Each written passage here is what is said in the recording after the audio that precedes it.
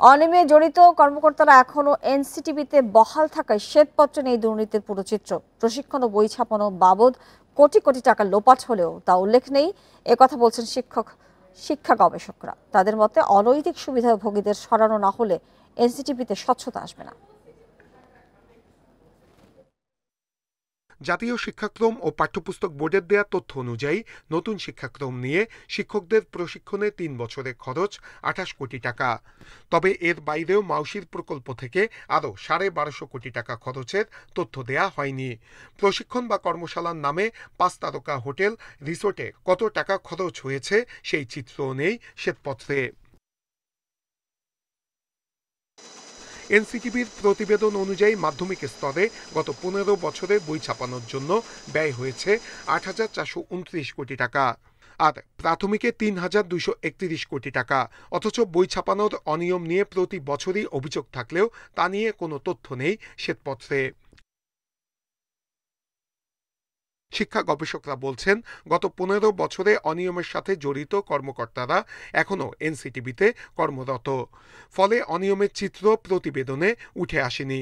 সেই সঙ্গে গত ১৫ বছর প্রতিষ্ঠানটি ছিল এনজিও নির্ভর। এই কর্মশালাগুলো রীতিমতো টাকার জাস্ট অপচয়, একদম পিওর অপচয়। এই সময় হলো একদম মূল একটা সময়, একদম উপযুক্ত সময় আমি বলবো যে জাতীয় শিক্ষাক্রম ও পাঠ্যপুস্তক বোর্ড উপযুক্ত ব্যক্তি নির্বাচন করে শিক্ষাক্রমটা দেশীয় এবং বৈশ্বিক প্রেক্ষাপটের অনুযায়ী এখন তৈরি করতে পারবে। এনসিটিবির চেয়ারম্যান বলছেন, অনিয়মের বিষয়ে খাত ধরে ধরে কাজ চলছে, আগামীতে তা প্রকাশ করা হবে। আরও ভেঙে ভেঙে ব্রেকডাউন করে সেগুলোর খরচের আলাদা আলাদা হিসাব টেবিল আকারে সেগুলো আমাদের তৈরি করতে আরও কিছুটা সময় লাগবে। তো এইটা আমরা আমাদের বইগুলি এবার জানুয়ারিতে বইগুলো দেওয়ার পরে আমরা সেইগুলি নিয়ে আবার কাজ শুরু করব। কর্মশালার নামে এখনো অর্থের অপচয় বন্ধ হয়নি বলে এনসিটিবির বিরুদ্ধে অভিযোগ শিক্ষা গবেষকদের। নূরে আলম, ইন্ডিপেন্ডেন্ট নিউজ, ঢাকা। জয় বাংলার জাতীয় স্লোগান নেই, এখন থেকে এই স্লোগান দেয়া বাধ্যতামূলক নয়। মঙ্গলবার সকালে এই সংক্রান্ত হাইকোর্টে দেয়া রায় স্থগিত করে আদেশ দিয়েছে আপিল বিভাগ। একই সাথে রাষ্ট্রপক্ষের লিভ টু আপিল মঞ্জুর করেছে আদালত। আওয়ামীপন্থী এক আইনজীবীর করা রিটের শুনানি শেষে ২০২০ সালে জয় বাংলাকে জাতীয় স্লোগান করে রায় দিয়েছিল হাইকোর্টের একটি বেঞ্চ। এরপর থেকে জাতীয় দিবস সহ বিভিন্ন অনুষ্ঠানে জয় বাংলা বলা অনেকটা বাধ্যতামূলক হয়ে যায়। তবে সরকার পরিবর্তনের পর সম্প্রতি এই রায়ের বিরুদ্ধে আপিলের অনুমতি চেয়ে আবেদন করে রাষ্ট্রপক্ষ। বুধবার প্রধান বিচারপতির নেতৃত্বে ৪ বিচারপতির আপিল বেঞ্চ হাইকোর্টের রায় স্থগিত করেন। একই সাথে রাষ্ট্রপক্ষের আপিল মঞ্জুর করা হয়। শুনানিতে রাষ্ট্রপক্ষ বেশ কয়েকটি যুক্তি তুলে ধরে বলেন, কোন বিষয়টি জাতীয় হবে কি হবে না সেটি সরকারের নীতিগত সিদ্ধান্তের বিষয়, এখানে আদালত হস্তক্ষেপ করতে পারে না। এখন থেকে জয় বাংলা আর আমাদেরকে বাধ্যতামূলকভাবে উচ্চারণ করতে হবে না। আমাদের বর্তমানের যে সংবিধান সেটি যখন তৈরি করা হয়েছিল ১৯৭২ সালে, তখন আমাদের যারা ফ্রেমার্স অফ দ্য কনস্টিটিউশন ছিলেন তারা সব কিছু ভেবে চিনতে আমাদের অনুচ্ছেদ ৪-এ আর্টিকেল 4-এ জাতীয় কি হবে সেগুলোকে উল্লেখ করে দিয়েছেন, তার মধ্যে জয় বাংলা ছিল না। রাষ্ট্রের এই আইন কর্মকর্তা আরও অভিযোগ করে বলেন, আদালতকে ব্যবহার করে জয় বাংলাকে জাতীয় স্লোগান করে আওয়ামী লীগ সরকার সবার ওপর দলীয় মতাদর্শ চাপিয়ে দিয়েছিল। এই দলীয় স্লোগানটিকে যখন জাতীয়করণ করার চেষ্টা করা হয়েছে, সবার উপরে চাপিয়ে দেওয়ার চেষ্টা করা হয়েছে, এবং যেহেতু পার্লামেন্ট থেকে সংবিধানের মধ্যে ওটিকে ঢুকিয়ে দেওয়া যাচ্ছে না, তখন আদালতের ঘাড়ে বন্দুক রেখে কাজটি যে করার চেষ্টা করা হয়েছে এটি সম্পূর্ণভাবে অবৈধ। কিন্তু মুক্তিযুদ্ধের সময়কার জয় বাংলার যে প্রভাব, সেটিকে তো কেউ অস্বীকার করছে না। মুক্তিযুদ্ধের অন্যতম স্লোগান ছিল জয় বাংলা, যা পরবর্তীতে আওয়ামী লীগ তাদের দলীয় স্লোগানে পরিণত করে ভাবমর্যাদা ক্ষুণ্ণ করে বলেও অভিযোগ রাষ্ট্রপক্ষের। Zahidul Bashar, independent news, Dhaka. RAB বিলুপ্তির সুপারিশ করেছে বিএনপির পুলিশ সংস্কার কমিশন। গুম, ক্রসফায়ার সহ নানা বিতর্কিত কাজের জেরে এই সুপারিশ দলটির। এছাড়া পুলিশ কমিশনের রূপরেখা আর উপজেলা পর্যায়ে নাগরিক কমিটির প্রস্তাবও করেছে বিএনপি। মঙ্গলবার সংবাদ সম্মেলনে এসব কথা জানান স্থায়ী কমিটির সদস্য হাফিজউদ্দিন আহমেদ। সরকারি হিসেবে জুলাই আন্দোলনে ছাত্র জনতার উপর হামলার জেরে প্রাণ হারান ৪৪ জন পুলিশ সদস্য। ৫ আগস্টের আগে পরে অনেক থানায় ভাঙচুর, আগুন আর অস্ত্র লুটের ঘটনাও ঘটেছে। পুলিশের ওপর এমন জনরোষ আগে কখনোই ঘটেনি। শেখ হাসিনার পতনের পর এক প্রকার মনোবল হারিয়ে ফেলে পুলিশ সদস্যরা। এমন বাস্তবতায় রাজনৈতিক দলগুলো থেকেও পুলিশ সংস্কারের সুপারিশ নিচ্ছে সরকার গঠিত কমিশন। এরই মধ্যে নিজেদের সুপারিশ দিয়েছে বিএনপি। এ নিয়ে মঙ্গলবার গুলশানে চেয়ারপারসনের কার্যালয়ে সংবাদ সম্মেলন হয়। বাহিনীকে দিক নির্দেশনা দিতে পুলিশ কমিশন, স্থানীয় পর্যায়ে সহায়তার জন্য উপজেলা ভিত্তিক নাগরিক কমিটি সহ বেশ কয়েকটি পরামর্শ দলটির। আমরা একটি পুলিশ কমিশন সুপারিশ করেছি। পুলিশ বাহিনীকে সঠিক দিক নির্দেশনা, পরামর্শ এবং সহায়তা প্রদানের জন্য এই পুলিশ কমিশন গঠন করা প্রয়োজন। পুলিশের জনবান্ধব ও গ্রহণযোগ্য আচরণ নির্ধারণ করা। শুধু পুলিশ সংস্কার নয়, র্যাব বিলুপ্তির জন্য সুপারিশ করেছে বিএনপি। র্যাব মানে একটা দানব সৃষ্টি করেছে তারা। যত ধরনের খুন, জখম এবং যত এক্সট্রা জুডিশিয়াল কিলিং সবকিছু অধিকাংশই এই র্যাবের মাধ্যমে হয়েছে। সেজন্য আমরা এটিকে বিলুপ্ত করার জন্য সুপারিশ করেছি। স্থায়ী কমিটির এই সদস্য আরও জানান, উন্নত দেশের মতো পুলিশকে একটি নিরপেক্ষ বাহিনীতে রূপান্তরের পক্ষে বিএনপি। নুরসেলিনা শিউলি, ইন্ডিপেন্ডেন্ট নিউজ, ঢাকা। আগামীতে ক্ষমতায় গেলে জবাবদিহিমূলক সরকার প্রতিষ্ঠা করা হবে বলে জানিয়েছেন বিএনপির ভারপ্রাপ্ত চেয়ারম্যান তারেক রহমান। ৩১ দফা রাষ্ট্র সংস্কার নিয়ে কুমিল্লায় এক প্রশিক্ষণ কর্মশালায় ভার্চুয়ালি যোগ দিয়ে এই কথা জানান তিনি। রাষ্ট্র কাঠামো মেরামতের ৩১ দফা এবং জনসম্পৃক্তি শীর্ষক এই কর্মশালার আয়োজন করে কুমিল্লা বিভাগ বিএনপি। কুমিল্লার ফান টাউন পার্ক মিলনায়তনে কর্মশালায় যোগ দেন বিএনপি এবং এর অঙ্গ ও সহযোগী সংগঠনের নেতারা। দিনব্যাপী এই আয়োজনে লন্ডন থেকে ভার্চুয়ালি যুক্ত হন তারেক রহমান। কর্মশালায় অংশ নেওয়া নেতাদের নানা প্রশ্নের জবাব দেন তিনি। সমাপনী বক্তব্যে মানুষের প্রত্যাশা অনুযায়ী কাজ করতে নেতাকর্মীদের নির্দেশনা দেন বিএনপির ভারপ্রাপ্ত চেয়ারম্যান। তিনি বলেন, বিএনপির উপর মানুষের যে আস্থা আছে তা ধরে রাখতে হবে। স্বৈরাচার অনেক কিছু ধ্বংস করে দিয়ে গেছে, এই দেশটাকে তারা ধ্বংস করে দিয়ে গেছে, এই দেশের মানুষের ভবিষ্যৎ তারা ধ্বংস করে দিতে চেয়েছিল। এখনো সম্ভাবনা আছে এবং সেই সম্ভাবনাকে যদি বাস্তবায়ন করতে হয়, মানুষ বিএনপির দিকে তাকিয়ে আছে।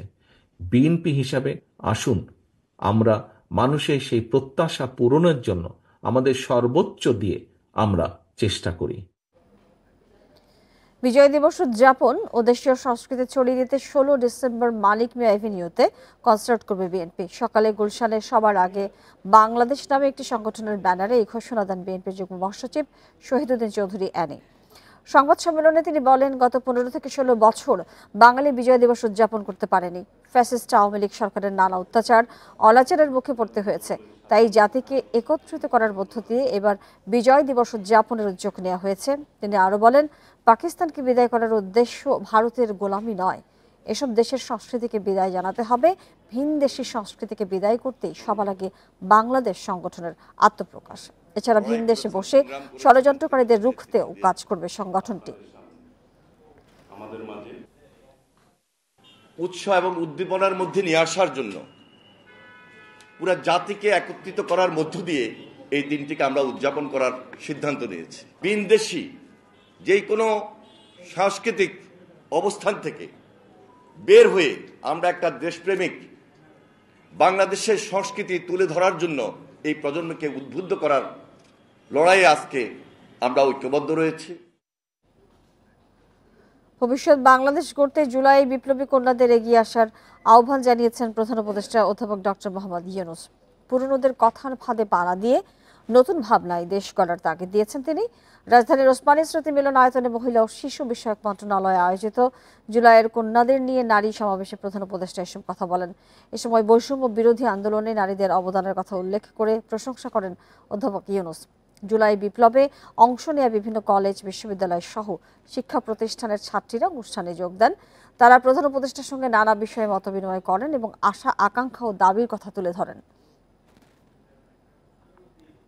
তোমরা যদি পুরনোদের কথা শুনতে আরম্ভ করো তাহলে তোমাদের শেষ, ফিনিশ। এই একটা জিনিস তোমাদেরকে পরিষ্কার করতে হবে যে পুরনোদের কথা কথার ফাঁদে পা দিও না। বুঝে পারা যায় না বলে আমরা দেখবো কি পারা যায় কি পারা যায় না আমরা ঠিক করবো। আমরা বাংলাদেশে কি চাই সেটা ঠিক করলে কতক্ষণ পরে জিজ্ঞেস আমরা পৃথিবীতে কি চাই, কারণ আমরা তো পৃথিবীরও মানুষ, আমরা শুধু বাংলাদেশের মানুষ না। 5 আগস্ট থেকে 22 অক্টোবর পর্যন্ত সংখ্যালঘু নির্যাতনের 88 মামলায় এখন পর্যন্ত 70 জনকে গ্রেপ্তার করা হয়েছে। সন্ধ্যায় রাজধানীর ফরেন সার্ভিস একাডেমিতে সংবাদ সম্মেলনে এই তথ্য জানান প্রধান উপদেষ্টার প্রেস সচিব শফিকুল আলম। তিনি বলেন, সংখ্যালঘুদের ওপর হামলার বেশিরভাগই রাজনৈতিক ও ব্যক্তিগত কারণে করা হয়েছে, তবে গ্রেপ্তার ও বিচারের ক্ষেত্রে রাজনৈতিক পরিচয় দেখা হবে না। এ সময় রোহিঙ্গা সংকট বিশ্ববাসীকে জানাতে আগামী বছর এই বিষয়ে আন্তর্জাতিক সম্মেলন করা হবে বলে জানান শফিকুল আলম। এদিকে প্রধান উপদেষ্টার deputy press secretary Mohammad Abul Kalam Azad Majumdar বলেন, 2009 থেকে 2024 সাল পর্যন্ত পদবঞ্চিত 1540 জনের আবেদন প্রধান উপদেষ্টার কাছে জমা পড়েছে। এর মধ্য থেকে উপসচিব ও সচিব পদমর্যাদার 746 জনকে পদোন্নতি দেওয়া হয়েছে। 1540 জনের মতো কর্মকর্তার আবেদন পেয়েছিলেন, সেগুলো যাচাই বাছাই করে ওনারা 750 কর্মকর্তাকে 764 জন কর্মকর্তাকে টু বি প্রিসাইজ ভূতাপেক্ষা সুযোগ সুবিধা দিয়ে পদোন্নতির সুপারিশ করেছেন।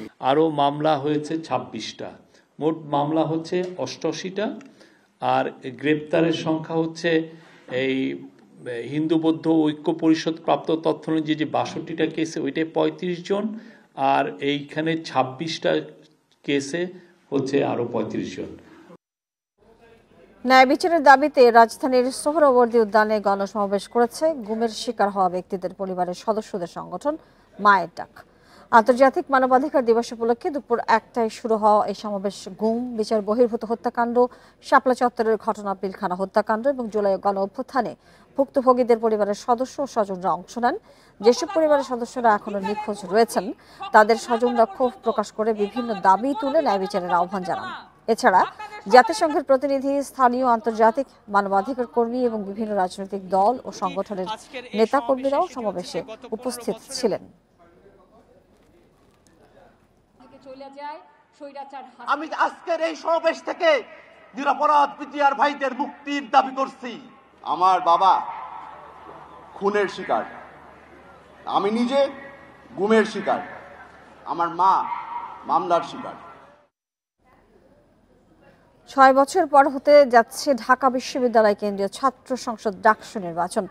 ফেব্রুয়ারিতে নির্বাচন অনুষ্ঠানের কথা ভাবছে বিশ্ববিদ্যালয় কর্তৃপক্ষ। অধিকাংশ ছাত্র সংগঠন এই সিদ্ধান্তে ঐক্যে পৌঁছেছে, তবে ছাত্রদল সহ কয়েকটি সংগঠন বলছে ডাকসু নির্বাচন করার মতো পরিবেশ এখনো হয়নি। দীর্ঘ 28 বছর অচল থাকার পর 2019 সালে নির্বাচনের মাধ্যমে সচল হয় ডাকসু। এরপর আর নির্বাচন হয়নি। শিক্ষার্থীরা দাবি জানালেও বিশ্ববিদ্যালয় কর্তৃপক্ষের আর কোনো উদ্যোগ দেখা যায়নি। গত 5 আগস্ট হাসিনা সরকারের পতনের পর থেকেই দাবি উঠেছে ছাত্র সংসদ নির্বাচনের। ফেব্রুয়ারির মধ্যে ডাকসু নির্বাচন আয়োজনের কথা ভাবছে ঢাকা বিশ্ববিদ্যালয় প্রশাসন। বিশ্ববিদ্যালয় রাজনীতির চর্চার ধরন কেমন হবে তা নিয়ে কমিটি গঠন করা হয়েছে। ডাকসু নির্বাচনটা একটি দ্রুততম সময়ে হওয়া দরকার। প্রাথমিকভাবে আমাদের ইচ্ছা আমরা ফেব্রুয়ারির মধ্যে যদি করে ফেলতে পারি সেটা শিক্ষার্থী এবং প্রশাসনের জন্য ভালো হবে। গঠনতন্ত্র নিয়ে বেশ কিছু আপত্তি জানাচ্ছে ছাত্র সংগঠনগুলো। এমনকি এখনো নির্বাচন করার মতো পরিবেশ নেই বলে আপত্তি করছে কিছু ছাত্র সংগঠন। কোনো গণতান্ত্রিক পরিবেশ নিশ্চিত করার জন্য কোনো ধরনের উদ্যোগ এখন আমরা দেখতে পাচ্ছি না। সুতরাং গণতান্ত্রিক পরিবেশ নিশ্চিত করার উদ্যোগ এবং ছাত্র সংসদের যে নীতিমালা, সেই নীতিমালা সংস্কার, এই দুইটা কাজ যদি 2 মাসের মধ্যে হয়, যদি 3 মাসের মধ্যে হয়, তাহলে চতুর্থ মাসেই ডাকসু ইলেকশন হইতে পারে। শিক্ষার্থীদেরকে এই পর্যাপ্ত সময়টুকু নিশ্চিত করেই তারপর ডাকসু নির্বাচন বা বাংলাদেশের অন্য কোনো ছাত্র সংসদ নির্বাচন হলে সেটি অত্যন্ত কল্যাণকর হবে এবং এটি কার্যকর হবে। কিন্তু আপনি যদি অনেক দ্রুত অথবা খুব তাড়াহুড়ো করে যদি ডাকসু করেন তাহলে ডাকসুর যে প্রতিফলন, আমরা যেটি 19 সালে যে ডাকসুর প্রতিফলন ব্যর্থ হয়েছে সেটি আবারও ব্যর্থ হওয়ার প্রবল সম্ভাবনা থাকছে। বৈষম্য বিরোধী ছাত্র আন্দোলন দ্রুত নির্বাচন চায়। তারা মনে করছে লেজুরভিত্তিক রাজনীতির অপসংস্কৃতি নিরসনে ডাকসু হতে পারে সমাধান। সকলে মিলে আমরা সমন্বিত সিদ্ধান্ত নিয়েছি যে আমরা আগামী ফেব্রুয়ারির প্রথম সপ্তাহের মধ্যে যেন ছাত্র সংসদ নির্বাচন শুরু হয় একটা ক্যাম্পাস থেকে অন্তত, সেই ক্ষেত্রে আমরা সকলে একসাথে কাজ করব। মিনিমাম তো 2 মাসের অন্তত একটা প্রস্তুতি বিশ্ববিদ্যালয় প্রশাসনেরও প্রয়োজন রয়েছে, আবার ছাত্রদেরও প্রয়োজন রয়েছে। তো সে আলোকে আমরা সেটাকে ফেব্রুয়ারি মার্চই উপযুক্ত বলে মনে করছি। ছাত্রদের বৈধ প্রতিনিধিত্ব নিশ্চিত করতে বিশ্ববিদ্যালয় প্রশাসন আন্তরিকভাবে কাজ করছে বলে জানিয়েছে প্রক্টর।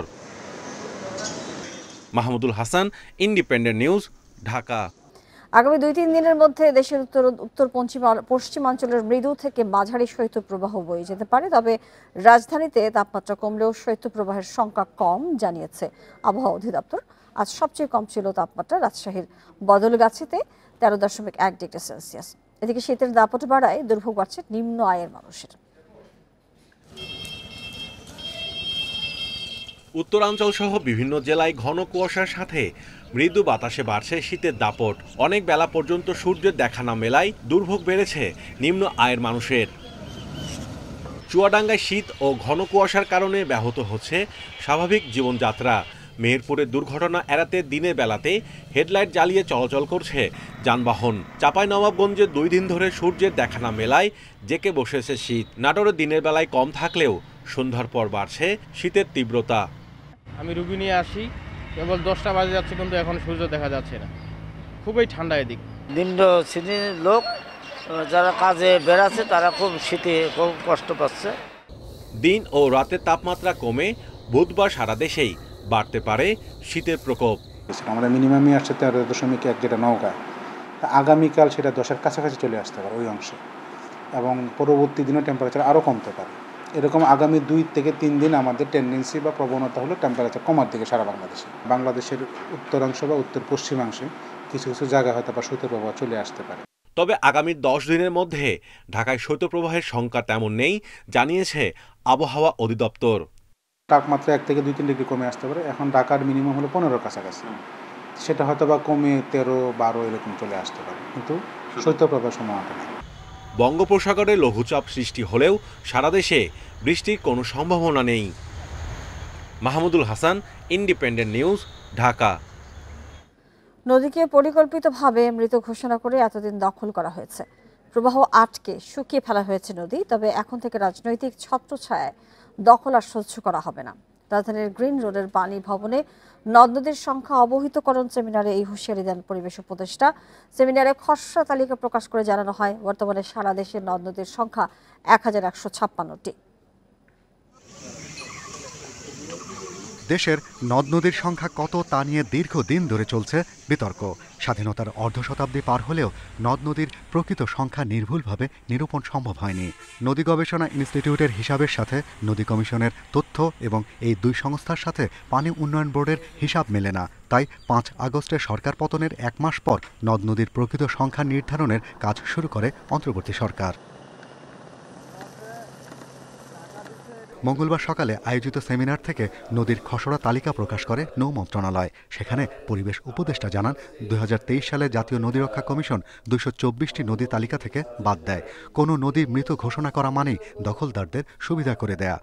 আগামী বাংলা নববর্ষে নদী ও খালের চূড়ান্ত তালিকা প্রকাশ করবে সরকার। আমরা প্রথমে চেষ্টা করব প্রবাহটাকে ফিরিয়ে আনতে।